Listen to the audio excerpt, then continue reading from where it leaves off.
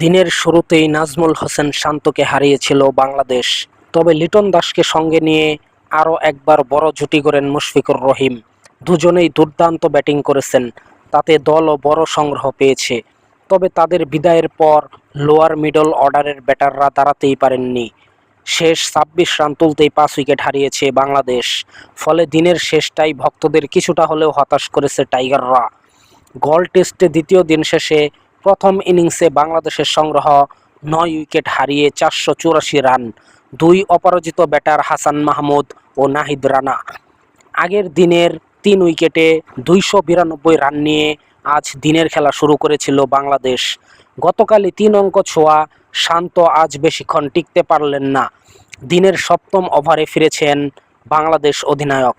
তার আগেই অবশ্য ১৪৮ রানের দুর্দান্ত এক ইনিংস খেলেছেন তিনি। শান্ত ফেরায় ভাঙে ২৬৪ রানের চতুর্থ উইকেট জুটি। শান্তর বিদায়ের পর লিটনকে সঙ্গে নিয়ে আবারও বড় জুটি গড়েন মুশফিক।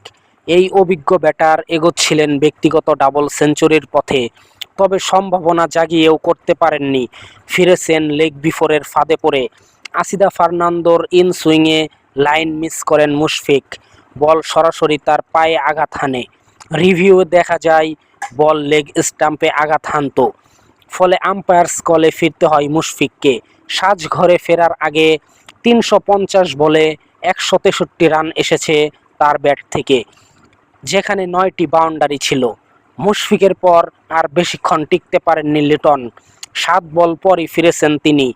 থারেন্দু রত্নায়েকের লেগ স্টাম্পের বাইরের বলে রিভার্স সুইপ করতে গিয়ে টপ এজে বল উপরে উঠে যায়। কিছুটা এগিয়ে এসে বল গ্লাভস বন্দি করেন উইকেট কিপার কুশল মেন্ডিস। তাতে সেঞ্চুরির সম্ভাবনা জাগিয়েও করা হলো না লিটনের। ১২৩ বলে ৯০ রান করেছেন তিনি। এরপরই যেন ধস নামে বাংলাদেশের ইনিংসে। জাকের আলী ৮ রান করে বিদায় নেন। তাইজুল করেছেন ৬ রান। নাইম হাসান উইকেটে থিতু হলেও ইনিংস বড় করতে পারেননি। ফিরেছেন ৩০ বলে ১১ রান করে।